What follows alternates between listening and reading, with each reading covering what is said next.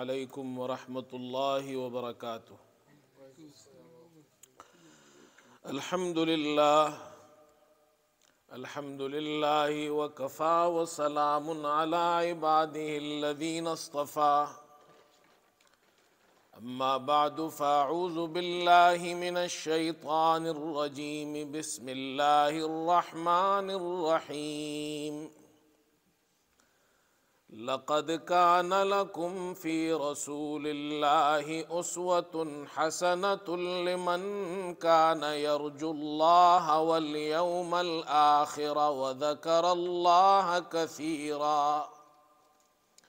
صدق الله مولانا العظيم۔ بزرگان محترم اور برادران عزیز، سیرت طیبہ کا سلسلہ ہم نے شروع کیا ہے اور 23 حصے اس کے بیان ہو چکے ہیں۔ آج 24واں حصہ بیان ہوگا انشاءاللہ۔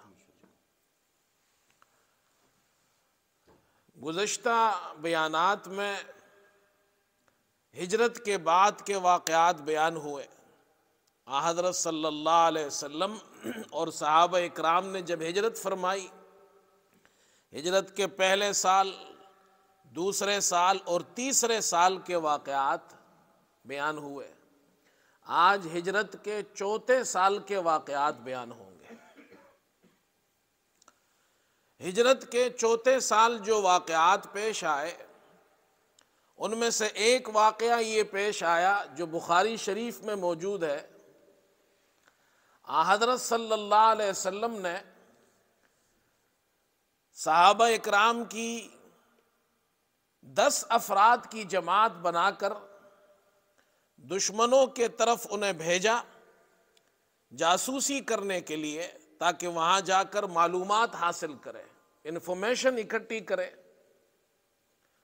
اور یہ جو جماعت تھی، ان پر حضرت عاصم رضی اللہ تعالی عنہ کو امیر مقرر فرمایا۔ یہ حضرات روانہ ہوئے۔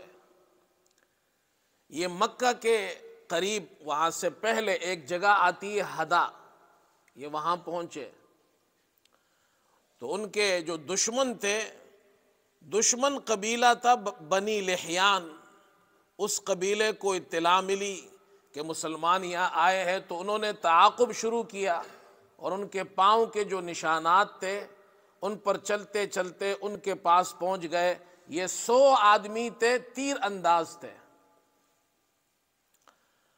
حضرت عاصم رضی اللہ تعالی عنہ کو جب یہ احساس ہوا کہ دشمن ہمارے پاس پہنچ گئے ہیں، تو وہ اپنے ساتھیوں کو لے کر ایک ٹیلے پر چڑھ گئے، اور بنی لحیان کے ان 100 تیر اندازوں نے ان کو چاروں طرف سے گھیر لیا اور ان سے کہا کہ تم نیچے اترو، ہم تمہیں امان دیتے ہیں۔ حضرت عاصم رضی اللہ تعالیٰ عنہ نے فرمایا کہ میں تو کسی کافر کے امان میں جانے کو پسند نہیں کرتا، تو وہاں رہے۔ یہ 7 آدمی وہاں رہے اور 3 ان میں سے اتر آئے، اور ان مشرکین نے ان 7 آدمیوں کے ساتھ جنگ شروع کی اور ان کو شہید کر دیا۔ حضرت عاصم رضی اللہ تعالی عنہ نے شہادت سے پہلے اللہ تعالیٰ سے دعا مانگی۔ ایک دعا یہ مانگی کہ اے اللہ، ہماری خبر اپنے رسول محمد صلی اللہ علیہ وسلم تک پہنچا دے۔ اللہ تعالیٰ نے یہ خبر ان تک پہنچا دی۔ دوسری دعا یہ مانگی، اے اللہ، میں تیرے دین کی حفاظت کے لیے لڑ رہا ہوں، تو میرے جسم کی حفاظت فرما، یہ میرا جسم ان کے ہاتھ میں نہ آئے۔ اللہ تعالیٰ نے ان کی یہ دعا بھی قبول فرمائی اور ان کے جسم کی حفاظت کی۔ بعد میں مشرکین نے اپنے آدمی بھیجے کہ جاؤ عاصم کا سر قلم کر کے لے آؤ ان کی لاش سے۔ جب یہ وہاں پہنچے تو اللہ تعالیٰ نے غیب سے مدد فرمائی، ان کی لاش کی بھی مدد فرمائی، اور ایسی مدد فرمائی کہ بھیڑوں کا ایک لشکر وہاں بھیج دیا، اور جو ان کے جسم کے چاروں طرف وہ لشکر آ گیا، جسم کی حفاظت کرنے لگا۔ ان کی ہمت نہیں ہوئی آگے بڑھنے کی، انہوں نے کہا اچھا ایسا کرتے ہیں، رات کو یہ بھیڑیں چلی جائیں گی تو ہم پھر آ کر لاش کو، جسم کو، سر کو قلم کر کے لے جائیں گے۔ جب رات ہوئی تو اللہ تعالیٰ نے ایک سیلاب بھیج دیا اور اتنا پانی آیا کہ ان کے جسم کو بہا کر لے گیا، ان کا جسم کسی کو ملا بھی نہیں۔ ان کے ساتھ تو یہ معاملہ پیش آیا۔ یہ جو 3 آدمی تھے یہ ٹیلے سے نیچے اتر آئے۔ ان میں سے ایک عبداللہ بن طارق، حضرت خبیب بن عدی اور زید بن دسنہ رضی اللہ تعالی عنہم، یہ 3 صحابہ ہیں۔ انہوں نے عبداللہ بن طارق اور یہ باقی 2 صحابہ کے ہاتھ باندھنے شروع کیے، تو عبداللہ بن طارق نے کہا کہ تم نے تو اپنے معاہدے کی خلاف ورزی کی ہے، ہمیں امان دیا تھا، اب ہمیں پکڑ رہے ہو، باندھ رہے ہو۔ تو انہوں نے جانے سے انکار کر دیا اور وہیں لیٹ گئے۔ انہوں نے ان کو شہید کر دیا اور باقیوں کو گرفتار کر کے مکہ لے گئے، حضرت خبیب اور زید بن دسنہ، ان دونوں حضرات کو۔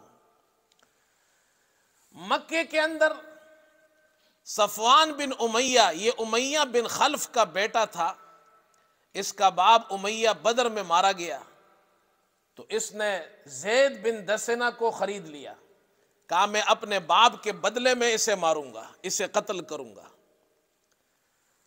اسی طرح حضرت خبیب رضی اللہ عنہ نے بدر میں حارث بن عامر کو مارا تھا، اسے قتل کیا تھا، تو ان کے بیٹوں نے حضرت خبیب کو خرید لیا کہ ہم اپنے باپ کے بدلے میں ان کو قتل کریں گے۔ صفوان بن امیہ وہ حضرت زید کو لے کر قتل کرنے کے لیے حرم سے باہر نکلے تاکہ ان کو قتل کرے، لوگ بھی ان کے ساتھ نکلے۔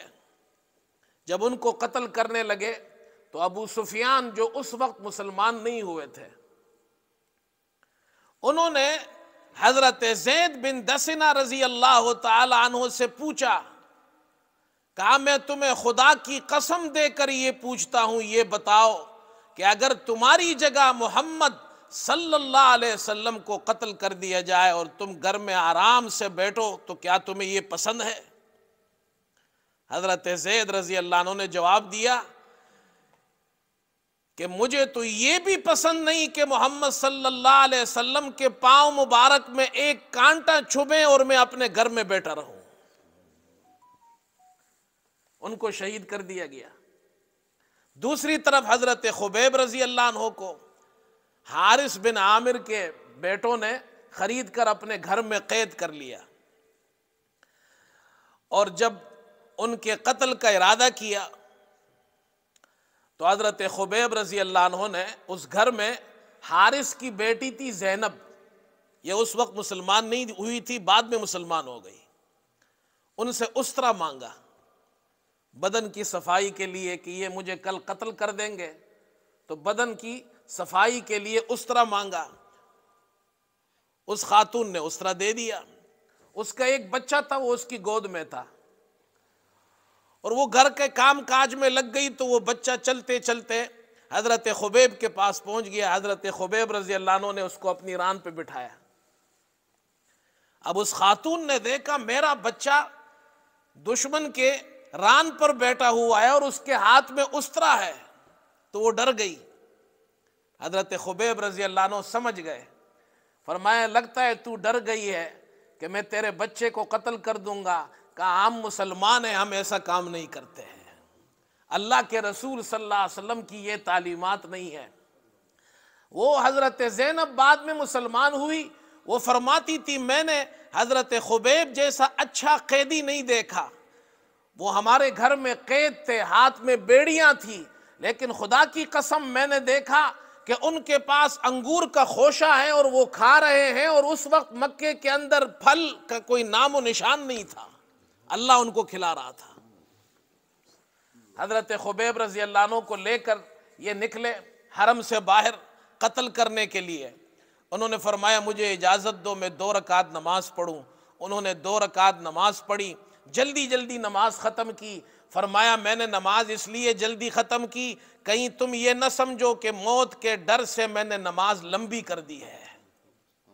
علماء نے لکھا ہے کہ موت سے پہلے نماز پڑھنے کی سنت حضرت خبیب نے زندہ کی ہے، حضرت خبیب نے شروع کی ہے رضی اللہ تعالی عنہ۔ ان کو شہید کر دیا گیا اور ان کی لاش وہاں لٹکا دی۔ حضرت صلی اللہ علیہ وسلم نے صحابہ اکرام کو مدینے سے بھیجا کہ جاؤ ان کی لاش کو لے کر آؤ۔ جب یہ صحابہ وہاں پہنچے تو وہاں انہوں نے اپنے آدمی مقرر کیے ہوئے تھے تاکہ کوئی لاش نہ لے جائے۔ یہ انتظار میں رہے، ان کو کوئی موقع مل گیا اور لاش کو اتار کر مدینے کی طرف لے جانے لگے۔ مشرکین کو خبر ہوئی تو انہوں نے تعاقب کیا، اور تعاقب کر کے جب ان کے قریب پہنچے جو صحابہ آئے تھے انہوں نے لاش زمین پر رکھی، اور جیسے ہی لاش زمین پر رکھی وہ فرماتے ہیں کہ زمین شق ہوئی اور ان کی لاش زمین کے اندر گئی اور زمین پر بند ہو گئی۔ اللہ تعالیٰ نے ان کی لاش کی حفاظت فرمائی۔ یہ تھے حضرت خبیب رضی اللہ تعالیٰ عنہ۔ یہ واقعہ بخاری شریف میں موجود ہے جو سن 4 ہجری کو پیش آیا۔ اس واقعے کے بعد پھر ایک واقعہ پیش آیا جسے بیر معونہ کے واقعے سے یاد کیا جاتا ہے، اور وہ واقعہ اس طرح پیش آیا کہ حضرت صلی اللہ علیہ وسلم کی خدمت اقدس میں ایک شخص حاضر ہوا جس کا نام تھا عامر بن مالک۔ یہ بنی عامر قبیلے سے آیا، اور اس قبیلے میں عامر بن طفیل جو اس کا بھتیجا تھا وہ وہاں سردار تھا۔ یہ آپ صلی اللہ علیہ وسلم کی خدمت اقدس میں حاضر ہوا، اور اس نے آ کر یہ کہا کہ میں اپنے قبیلے کی طرف سے آیا ہوں، تحفہ لے کر آیا۔ حضرت صلی اللہ علیہ وسلم نے اس کا تحفہ قبول نہیں فرمایا، اسلام کی دعوت دی، اس نے انکار بھی نہیں کیا اور اسلام قبول بھی نہیں کیا۔ کہا کہ آپ اپنے کچھ آدمی ہمارے پاس بھیج دیجئے تاکہ وہ ہمیں دین کی تعلیم دے، قرآن کی تعلیم دے، ہمارے قوم کو، ہماری قوم کو، ہمارے قبیلے کو، ہو سکتا ہے کہ وہ لوگ مسلمان ہو جائے۔ آپ صلی اللہ علیہ وسلم نے 70 قاریوں کی جماعت ان کے ساتھ بھیج دی، 70 قراء، قرآن کے قاری۔ یہ بڑے نیک لوگ تھے، دن بھر کام کرتے تھے، لکڑیاں کاٹتے تھے، فروخت کرتے تھے، اور پھر رات کو آتے تھے، عبادت کرتے تھے، اور وہ جو رقم ملتی تھی وہ صفہ کے جو طلبہ تھے ان پر خرچ کرتے تھے، اور یہ قاری تھے، قراء تھے۔ حضور صلی اللہ علیہ وسلم نے ان کو بھیجا۔ جب یہ بیر معونہ پہنچے تو عامر بن طفیل جو وہاں کا سردار تھا، آپ صلی اللہ علیہ وسلم نے اس کے نام خط لکھا تھا۔ حضرت انس کے ماموں تھے حرام بن ملحان رضی اللہ تعالیٰ عنہ، وہ خط لے کر عامر بن طفیل کے پاس گئے، تو عامر بن طفیل نے خط پڑھا اور اپنے ساتھی کو اشارہ کیا، اس نے نیزہ مار کر حرام بن ملحان رضی اللہ عنہ کو شہید کر دیا۔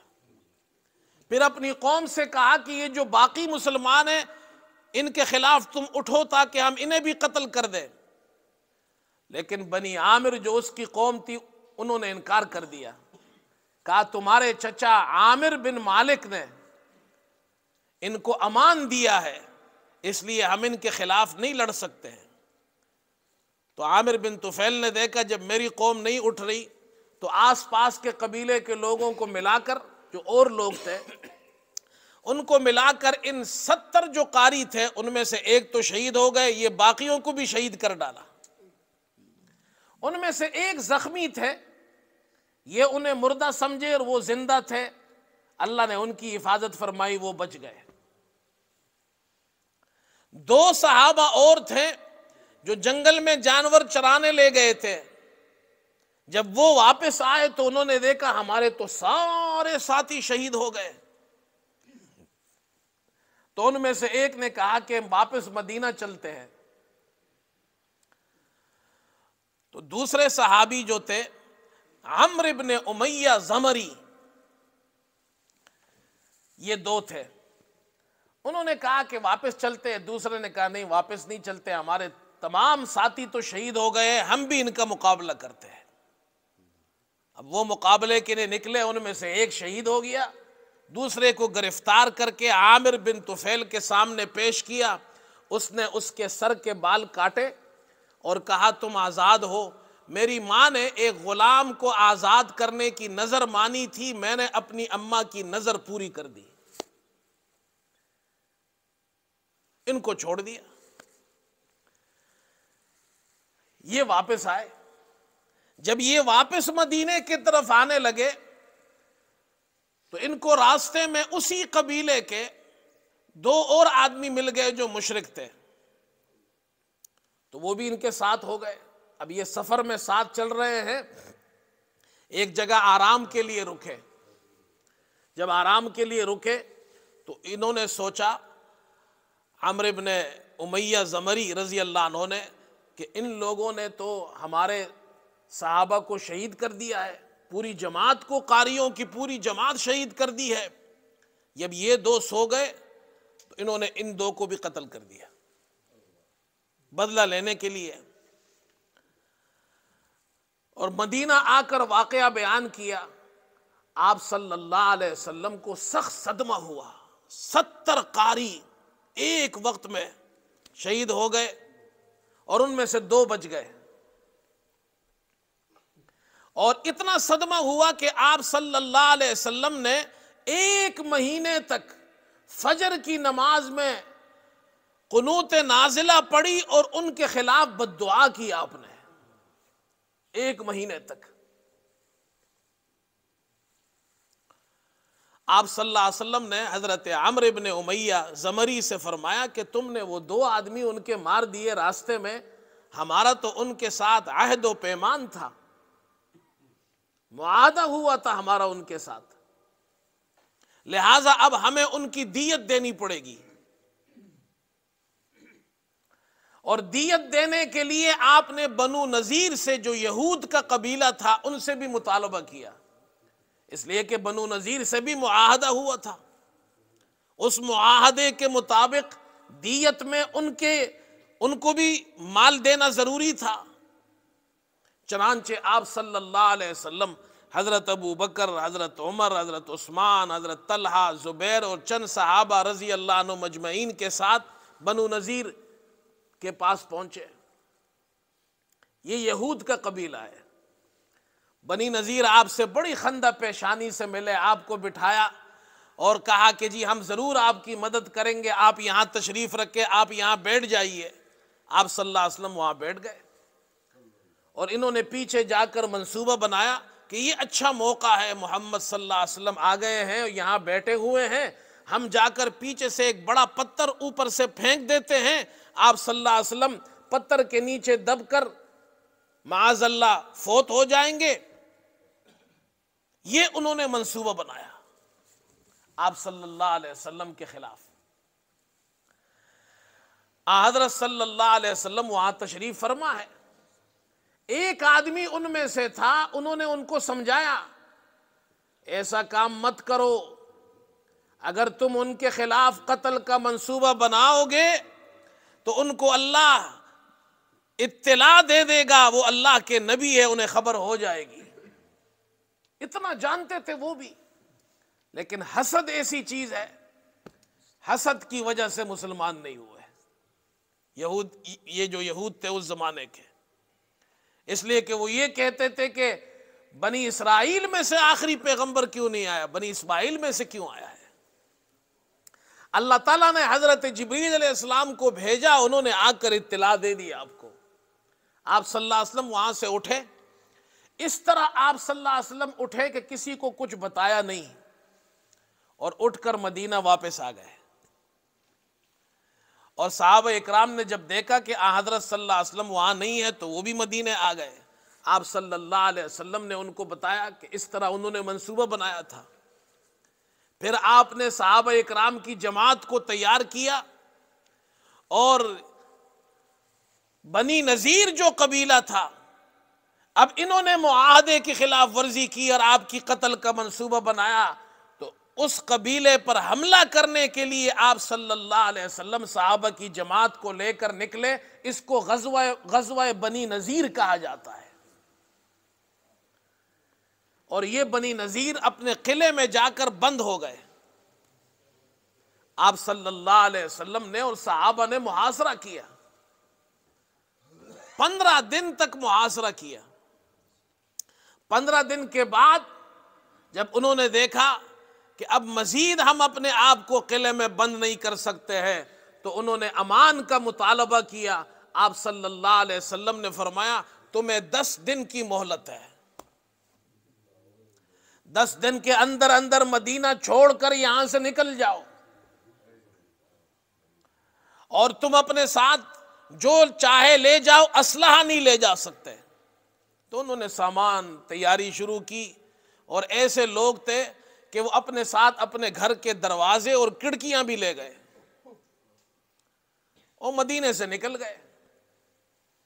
اور جو مال غنیمت آپ صلی اللہ علیہ وسلم کو ملا، آپ نے انصار سے فرمایا کہ یہ مہاجرین تو اس زمانے میں غریب تھے، ہجرت کر کے آئے تھے، اگر تمہاری خوشی ہو تو میں یہ برابر تم دونوں میں تقسیم کر دوں، مہاجرین اور انصار میں، اور اگر تمہاری خوشی ہو تو میں یہ انصار کو دے دوں، اس لیے کہ یہ تمہارے گھروں میں رہتے ہیں، ان کے ساتھ بھلا ہو جائے گا۔ انصار نے فرمایا اے اللہ کے رسول، آپ یہ سارا مال مہاجرین کو دے دیجئے اور پھر بھی وہ ہمارے گھروں میں رہے۔ آپ صلی اللہ علیہ وسلم نے فرمایا اے اللہ، انصار پر رحم فرما، انصار کی اولاد پر بھی رحم فرما۔ یہ سورہ حشر کی آیتیں اسی موقع پر نازل ہوئی، اسے غزوہ بنی نذیر کہتے ہیں۔ اس کے بعد ایک اور غزوہ ہوا اسی سال، چوتھے سال کے اندر، اس کو غزوہ ذات الرقاع کہتے ہیں۔ ذات الرقاع کہنے کی وجہ کیا ہے؟ تو رقاع عربی زبان کے اندر چیتڑوں کو کہتے ہیں، جو کپڑے کے ٹکڑے ہوتے ہیں، چیتڑے، جس کو اردو میں چیتڑے کہا جاتا ہے، اس کو عربی زبان میں رقاع کہتے ہیں۔ صحابہ اکرام جب اس غزوے میں نکلے تو اتنے سخت حالات پیش آئے کہ چلتے چلتے ان کے پاؤں زخمی ہو گئے، تو وہ اپنے کپڑوں سے اپنے پاؤں باندھتے تھے، پٹیاں باندھتے تھے کپڑوں کی، اس لیے اس غزوے کا نام پڑ گیا غزوہ ذات الرقاع۔ آپ صلی اللہ علیہ وسلم کو اطلاع ملی کہ یہ لوگ مسلمانوں کے خلاف، ہمارے خلاف تیاری کر رہے ہیں، تو آپ صحابہ اکرام کو لے کر نکلے، اور یہ بڑا مشکل مرحلہ تھا۔ اس غزوے کے اندر ایک واقعہ یہ پیش آیا، جب آپ صلی اللہ علیہ وسلم واپس تشریف لا رہے تھے، یہ 2 واقعات میں بیان کرنا چاہتا ہوں اس غزوے کے اندر جو پیش آئے۔ آپ صلی اللہ علیہ وسلم اور صحابہ اکرام ایک جگہ آرام کرنے کے لیے رکے، ایک درخت کے نیچے آپ صلی اللہ علیہ وسلم آرام کے لیے لیٹ گئے۔ بخاری شریف میں روایت ہے کہ وہ جو آپ کے دشمن تھے ان میں سے ایک تعاقب کرتے کرتے پیچھے آیا، آپ صلی اللہ علیہ وسلم کو وہاں آرام کرتے دیکھ کر اس نے تلوار نکالی اور آپ پر سونت لی اور کہا کہ من یمنعک منی، اب یہ بتاؤ تمہیں مجھ سے کون بچائے گا۔ آپ صلی اللہ علیہ وسلم اس وقت بے خوف و خطر، دشمن کے ہاتھ میں تلوار ہے، لیکن اللہ کے نبی صلی اللہ علیہ وسلم کا ایمان اور یقین اللہ کی ذات پر کتنا پختہ ہے۔ آپ صلی اللہ علیہ وسلم نے فوراً ارشاد فرمایا، جب اس نے کہا کہ آپ کو کون بچائے گا، آپ نے فرمایا اللہ۔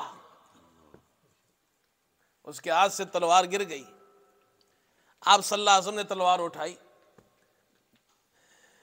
بعض روایات میں آتا ہے آپ صلی اللہ علیہ وسلم نے تلوار اٹھا کر اس سے کہا یہ بتاؤ اب تمہیں مجھ سے کون بچائے گا، تو اس نے کہا کن خیر آخذ،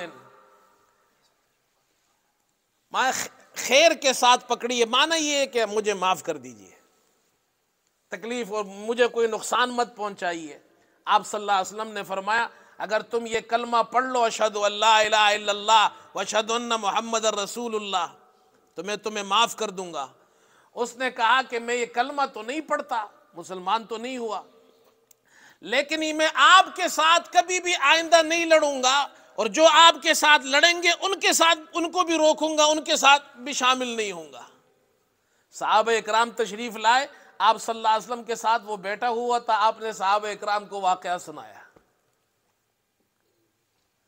دوسرا واقعہ یہ پیش آیا کہ آپ صلی اللہ علیہ وسلم ایک وادی سے گزر رہے تھے، رات کا وقت ہوا، آرام کے لیے آپ صلی اللہ علیہ وسلم نے فرمایا یہاں ٹھہر جاتے ہیں۔ فرمایا کہ بھائی کون ہماری چوکیداری کرے گا؟ تو دو آدمی کھڑے ہو گئے، عمار بن یاسر اور عباد بن بشر رضی اللہ تعالی عنہما، یہ دو صحابی کھڑے ہو گئے۔ آپ صلی اللہ علیہ وسلم نے فرمایا کہ تم ہماری چوکیداری کرو۔ اب یہ عمار ہے اور عباد ہے، تو حضرت عباد نے حضرت عمار سے کہا کہ آدھی رات میں جاگوں گا، آدھی رات تم جاگو گے، تم سو جاؤ، میں پہلی آدھی رات جاگتا ہوں۔ وہ سو گئے۔ اب یہ جاگ رہے ہیں تو کھڑے ہو گئے، نماز پڑھنے لگے، اللہ اکبر، نفلی نمازیں پڑھ رہے ہیں۔ یہ تھے صحابہ، نفلی نماز پڑھ رہے۔ ادھر سے دشمن کے ایک آدمی تعاقب کرتے کرتے پیچھے پہنچا، اس نے دیکھا ایک آدمی کھڑا ہے تو اس نے تیر پھینکا، تیر آ کر آپ کے جسم کو لگا۔ انہوں نے وہ تیر جسم سے نکالا اور پھینک دیا، اور نماز پڑھ رہے ہیں۔ دوسرا تیر وہ بھی اٹھا کر پھینک دیا، تیسرا تیر اور وہ بھی پھینک دیا، اور جسم سے خون نکل رہا ہے۔ یہ بھی ایک مسئلہ ہے، اسی لیے بعض فقہاء نے لکھا ہے کہ خون نکلنے سے وضو نہیں ٹوٹتا، وہ یہ مسئلہ پیش کرتے ہیں، امام شافعی کا یہ مسلک ہے، وہ یہ حدیث پیش کرتے ہیں۔ یہ فقہاء اکرام اپنی طرف سے مسئلے نہیں بیان کرتے ہیں۔ بہرحال اس تفصیل کا موقع نہیں ہے، وہ انشاءاللہ درس میں ہمارے یہاں بیان ہوتا ہے، وہ بیان ہوگا۔ اور دوسرے علماء جیسے احناف ہیں، ہمارے یہاں ٹوٹ جاتا ہے، تو وہ یہ کہتے ہیں کہ بھائی وہ ابتدائی زمانہ تھا، ہو سکتا ہے ان کو مسئلہ معلوم نہ ہو۔ اور دوسری بات یہ ہے کہ وہ صحابی یہ سمجھے کہ ہو سکتا ہے یہ میری آخری نماز ہو اور مجھے تیر لگ رہا ہے، ہو سکتا ہے کہ میں شہید ہو جاؤں، تو انہوں نے مناسب یہ سمجھا کہ میں نماز پڑھتا ہی رہوں۔ خیر، تیر لگے ان کو، جب تیسرا تیر لگا تو انہوں نے نماز ختم کی، اور اپنے ساتھی بھی اٹھ گئے، اور دشمن تو بھاگ گیا۔ انہوں نے دیکھا کہ جسم زخمی ہے، کہا تم نے مجھے اٹھایا کیوں نہیں؟ تو انہوں نے جواب دیا کہ میں نماز میں ایک سورت پڑھ رہا تھا، اور مجھے پڑھنے میں اتنا لطف آ رہا تھا کہ میں نے یہ مناسب نہیں سمجھا کہ سورت ختم کرنے سے پہلے نماز ختم کروں۔ پھر مجھے خیال آیا کہ محمد صلی اللہ علیہ وسلم نے ہمیں چوکیداری کے لیے کھڑا کیا ہے، کہیں ایسا نہ ہو دشمن حملہ کر دے، تو میں نے نماز جلدی جلدی ختم کر دی۔ یہ تھے صحابہ، یہ تھی ان کی نمازیں۔ نفلی نمازوں کا حال یہ ہے۔ آج اللہ معاف فرمائے، کتنے مسلمان ایسے نماز نہیں پڑھتے، بلا وجہ نماز نہیں پڑھتے، فرض نماز نہیں پڑھتے، کوئی وجہ نہیں ہے، مسلمان ہے نماز نہیں پڑھتا۔ مرد ہے، کتنے مرد نماز نہیں پڑھتے، جوان ہٹے کٹے نماز نہیں پڑھتے، بعض خواتین ہیں وہ نماز نہیں پڑھتی ہے، بلا وجہ گھروں میں سارا دن بیٹھے، نماز کی کوئی پرواہ نہیں ہے۔ نماز کا تو سوال ہوگا، نماز کا تو پوچھا جائے گا۔ اس لیے میرے دوستو، نماز کی پابندی کرو، نماز مت چھوڑو، یہ فرض ہے، فرض۔ قیامت کے دن اس کا حساب ہوگا۔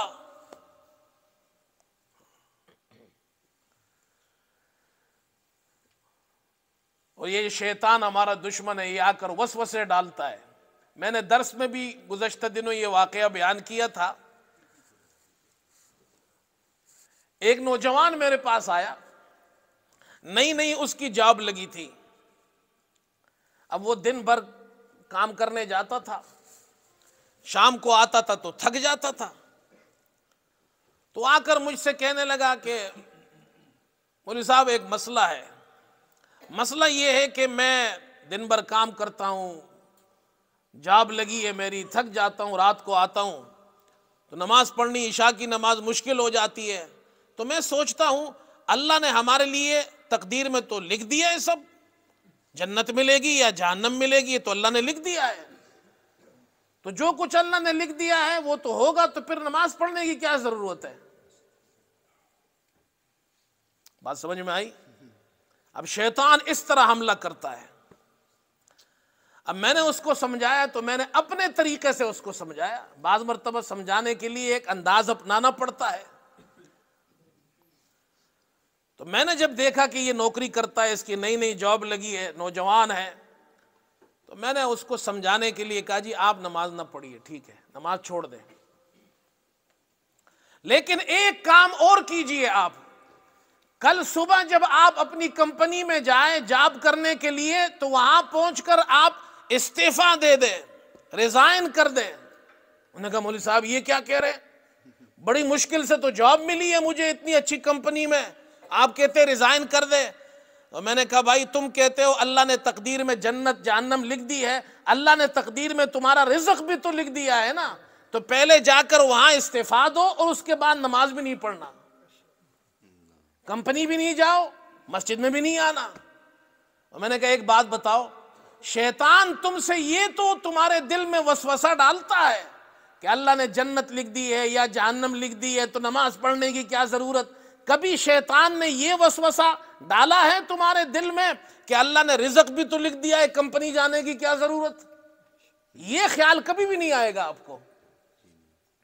ہاں بھائی اللہ تعالیٰ نے تقدیر میں، یہ تو حدیث میں ہے، بچہ جب ماں کے پیٹ میں ہوتا ہے 4 مہینے کا ہوتا ہے، اس میں روح پونک دی جاتی ہے، پھر اللہ فرماتے ہیں اس کا رزق، اس کی عمر، اس کا عمل شقی ہوگا یا سعید ہوگا، یعنی جنتی ہوگا یا جہنمی ہوگا، لکھ دو. فرشتے لکھ دیتے ہیں.